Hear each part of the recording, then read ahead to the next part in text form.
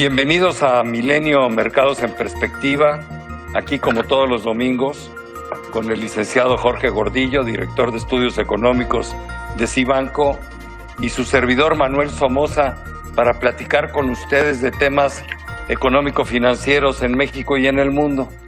¿Cómo estás, Jorge? Muy bien, Manuel. Aquí.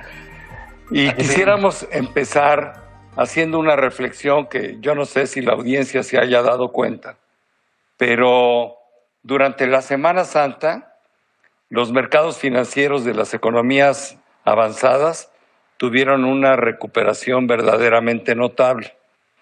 Por falta de tiempo, simplemente voy a explicar lo que pasó en los Estados Unidos. Las bolsas norteamericanas, que perdían alrededor de 30%, en esos 4 días hábiles, porque nada más fueron 4 días hábiles allá, pues se recuperaron prácticamente la mitad. El Standard & Poor's, el Nasdaq subieron entre el 12 y el 13%. Y esto, bueno, pues es extraordinariamente bueno. Todavía están en números rojos con respecto a las cifras del 1 de enero, pero la recuperación fue notable. Bueno, hasta el peso se revaluó 6.6% con respecto al cierre de la semana anterior. Nosotros creemos que el rebote está bastante bien justificado debido a 3 columnas fundamentales. La primera es el paquete fiscal que puso Estados Unidos de 2 millones de dólares en ayuda a los ciudadanos. El dinero ya les están llegando a más de 7 millones de familias, alrededor de $4,000, lo cual les va a permitir sobrevivir las próximas otras 8 semanas, es decir, hasta mediados de junio, donde se espera que la economía ya se haya empezado a abrir, y esto es extraordinario.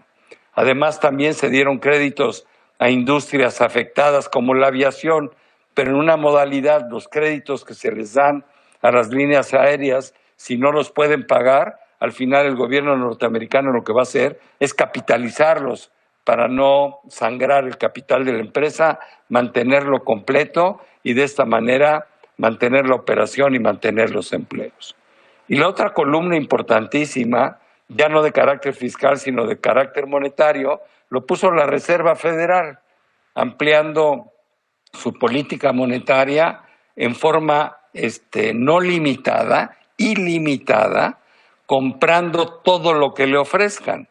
Esto es algo insólito. No solo le va a comprar a los bancos los bonos que estos le quieran vender, con objeto de que los bancos tengan dinero para prestar muy barato a la iniciativa privada, pero también va a comprar obligaciones de empresas privadas, papel comercial, papel municipal, en fin, todos los instrumentos de renta fija que se operan en los mercados organizados, la Fed, menos las acciones, le va a entrar a comprarlos. Con esto garantiza que esas entidades van a tener fuente de financiamiento, número uno, y que el sistema va a tener liquidez. ¿Cómo viste estas 2 columnas? ¿Tú crees que es suficiente para justificar ese rebote que vimos, mi querido Jorge? Mira, Manuel, bien lo planteas. Lo que vivimos en los mercados, esta incertidumbre, esta preocupación, se limita en lo siguiente: en la cantidad de contagios tan grande que ha vivido el virus en el mundo. ¿Cómo lo han reaccionado los gobiernos para limitar o hacer un aislamiento social para tratar de controlarlos? Y esto ha frenado a la economía y ha generado mucho miedo. Entonces, para contrarrestar esto, las noticias positivas son las que dices. ¿Qué están haciendo los gobiernos y los bancos centrales para que los efectos sean lo menos posibles hacia adelante? ¿O cómo va a ser para que la reactivación sea acelerada y sea positiva hacia adelante en momentos donde no tenemos mucha información? Entonces, esta información creo que es buena. No sabemos si es suficiente, pero por lo menos sí ha generado buenas reacciones en los mercados. Y hay otra cosa: en medio de revisar ahora los datos económicos malos que van a salir en marzo y abril, también tenemos, el mercado está queriendo escuchar por el tema sanitario, cómo vienen las medicinas, cómo vienen los tratamientos, cómo está acelerando el tema de farmacéutico al respecto, y también el tema de las vacunas. Hoy se dio a conocer que 2 empresas tienen ya un tratamiento bastante efectivo que ha mitigado un poco los efectos del virus, y esto también son temas positivos para el mercado hacia adelante, porque le dan confianza a los gobiernos que a lo mejor están intentando, es lo que estamos observando, un plan de reactivación económica para las próximas semanas. Yo estoy de acuerdo contigo y creo que la semana entrante vamos a tener todavía, o lo que resta del mes, algunas noticias buenas y otras no tan buenas. Las buenas que esperamos es que el mismo paquete fiscal, quizá no en esa magnitud, se ponga también en Europa. Lo que pasa que los distintos países que forman la Unión Europea se están poniendo de acuerdo. No es lo mismo que la decisión la tome un solo país a cuando se tiene que negociar con otros 26 en la mesa. Pero estoy seguro que Europa va a salir con un paquete fiscal parecido, no me atrevo a decir en qué magnitud, pero sí parecido al de los Estados Unidos. O sea que eso puede ser bueno. Y también en Estados Unidos se está hablando de que a lo mejor se incrementa el paquete fiscal para ayudar a otras industrias y a otros sectores de la población que no se vieron beneficiados en la primera ronda. Esa es la parte buena. La parte que no va a ser tan buena es que, bueno, ya terminó marzo, empieza la etapa de reportes de las empresas en Estados Unidos y lógicamente lo que estamos viendo pues son malos resultados, ¿no? Vemos los primeros bancos que anunciaron cómo les fue en el trimestre, bueno, pues con un decrecimiento del alrededor del 40% en sus utilidades, y de ahí para el real, pues lo que vamos a ver no es bueno. El viernes salió un dato muy impresionante, que es el PIB de China, con un decrecimiento del 6.8%. Nunca se había visto esto desde que la estadística se empezó a llevar en China hace pues, prácticamente 20 años o 22 años. Y bueno, pues el 6.8 es malo, aunque se esperaba de todas maneras un 6.5, ¿no? Sin embargo, la producción industrial baja nada más 1.7% cuando se esperaba que bajara 7%, o sea que hay datos muy mezclados. Yo creo que los datos de abril van a ser horribles, yo creo que los datos del segundo trimestre para todo el mundo van a ser muy malos. ¿Por qué no nos comentas y nos das tu opinión de lo que sacó el Fondo Monetario Internacional como expectativas? A mí me llamó la atención que dice el fondo, los países, las economías avanzadas van a decrecer 6.1% y los países en proceso de desarrollo solamente -1%. Me llamó mucho la atención ese numerito. Yo pensaba que los países en desarrollo iban a sufrir más que los otros. Sí, bien, lo decías al principio de la plática, que habíamos tenido un buen rebote en los mercados en la Semana Santa, pero esta semana empezamos negativos por este reporte del Fondo Monetario. Está dando unas perspectivas mucho más malas de lo que muchos otros analistas han dicho. Una caída del 6% en el mundo es altísima.